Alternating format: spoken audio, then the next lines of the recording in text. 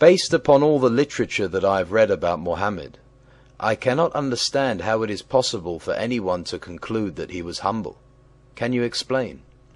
It is almost impossible for any thinking human being to come to any other conclusion based entirely on a small sample of the following verses from the Quran and Hadith that are self-evident in their meaning.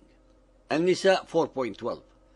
Those who obey Allah and His Messenger will be admitted to gardens, but those who disobey Allah and His Messenger and transgress will be admitted to a fire to abide therein. 4.65. They can have no faith until they make you, Muhammad, judge in all disputes. 4.80. He who obeys the Messenger obeys Allah. 4.114. He who disobeys the Apostle after guidance has been revealed will burn in hell. Al-Ahzab 33.36. No Muslim has any choice after Allah and His Apostle have decided a matter. 33.51. You, Muhammad, may have whomever you desire. There is no blame. 33.53.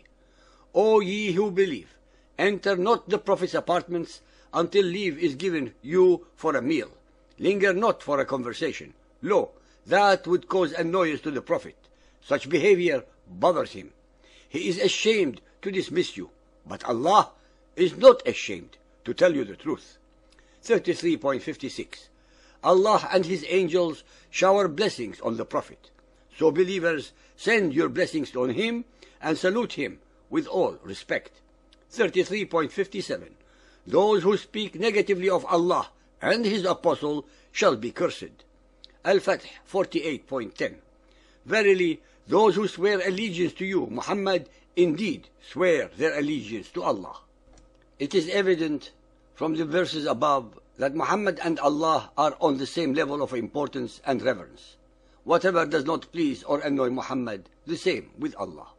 Al-Qaf 49.1. Believers, be not forward in the presence of Allah and His Messenger.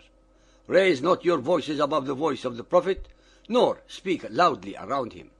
Al-Hashr 59.6. Allah gives His Messenger lordship and power over whomever He wills. Al-Tahrim 66.1. O Prophet, why forbid yourself that which Allah has made lawful to you? You seek to please your consorts. Allah has already sanctioned for you the dissolution of your vows. This verse very conveniently gives license to Muhammad to have sex with as many and any women that his heart desires. Al-Qalam 68.4. You, Muhammad, are an exalted character of tremendous morality. Al-Kawthar 108.3. For he who insults you, Muhammad, will be cut off. Bukhari 1.14. The Prophet said, none of you will have faith till he loves me more than his father, his children, and all mankind. Bukhari 1.331. The Prophet said, I have been given 5 things which were not given to any one else before me. Allah made me victorious by terror. The earth has been made for me. Booty has been made lawful for me, yet it was not lawful for anyone else before me. I have been given the right of intercession. Every prophet used to be sent to his nation only, but I have been sent to all mankind. Sahih al-Bukhari 9.77, narrated by Abu Hurairah. While we were in the mosque, Allah's Apostle came out to us and said, let us proceed to the Jews. So we went along with him till we reached Beit al-Midras, a place where the Torah used to be recited and all the Jews of the town used to gather. The Prophet stood up and addressed them. O assembly of Jews, embrace Islam and you will be safe. The Jews replied, you have conveyed Allah's message, O Abu al-Qasim. Then he added, you should know that the earth belongs to Allah and His Apostle, and I want to exile you from this land. So, whoever among you owns some property can sell it. Otherwise, you should know that the earth belongs to Allah and His Apostle. I refrain from making any comment on these unambiguous statements and would very much like to read what our listeners think. Bukhari 4.203. I heard Allah's Apostle saying, "He who obeys me, obeys Allah, and he who disobeys me, disobeys Allah."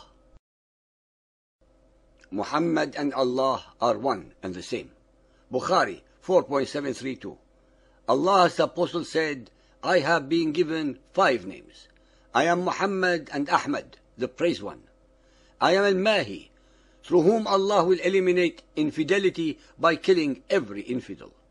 I am Al-Hashir, who will be the first to be resurrected, beating Jesus. And I am also Al-Aqib, because there will be no prophet after me." At-Tirmidhi Hadith 5761, narrated by Abu Sa'id. Allah's Messenger said, "I shall be preeminent among the descendants of Adam on the day of resurrection, and this is no boast. And in my hand will be the banner of praise, and this is no boast.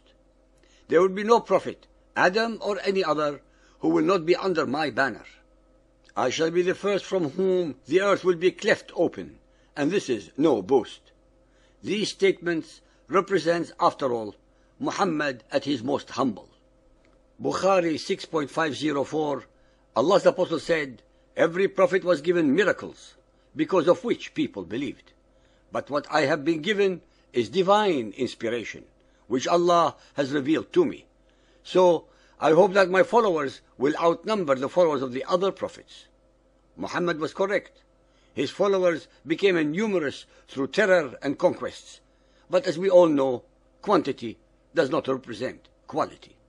Bukhari 8.610. Allah's Apostle actually saw with his own eyes the vision of all the things which were shown to him on the night journey to the Temple of Solomon in Jerusalem. It was not a dream. Muhammad, the humble, the sincere, the noble, the praised, and the truthful, declared publicly to his followers, with his commendable veracity, that he had just recently visited the Temple of Solomon at Jerusalem, when in reality such a temple had ceased to exist 550 years earlier. Bukhari 9.384. Allah's Apostle said, "Whoever obeys me will enter paradise." Ibn Ishaq 53. Muhammad's authority among the Quraysh was like a religion which the people followed, and which could not be infringed. They always acted in accordance with his laws. Ishaq 205. If you are loyal to this undertaking, it will profit you in this world and the next. They said, "We will accept you as a prophet under these conditions, but we want to know specifically what we will get in return for our loyalty to you." Muhammad said, "I promise you paradise." Muhammad usurped the power of Allah, if Allah were God, by promising his gullible, unlearned, illiterate, and superstitious pagan Arabs, who would believe in him as the messenger of Allah, that they would end up in paradise.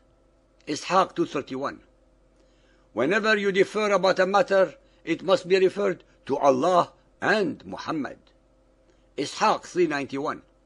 O people, this is Allah's apostle among you. Allah has honored and exalted you by him. So help him and strengthen him. Listen to his commands and obey them. Tabari 4.134. Men of the Khazraj, do you know what you are pledging yourselves to in answering allegiance to this man Muhammad? Yes, they answered. In swearing allegiance to him, we are pledging ourselves to wage war against all mankind. Even 1400 years ago, some of the most unlearned, illiterate, and simple people among the pagan Arabs concluded that they were declaring total war against all human beings who do not believe as they do. They were more realistic and intelligent then than most of our political and theological leaders of today. Ishaq 471. We were steadfast, trusting in him. We have a prophet by whom we will conquer all men. Ishaq 580. Allah's religion is the religion of Muhammad. Ladies and gentlemen, believers and unbelievers, the above sample verses reflect the state of mind of one who is a pathological narcissist, especially as we have shown that every letter, verse, and chapter of the Quran are the product of Muhammad's own imagination, his alter ego, projected into the unsuspecting mouth of Allah to give them sanctity.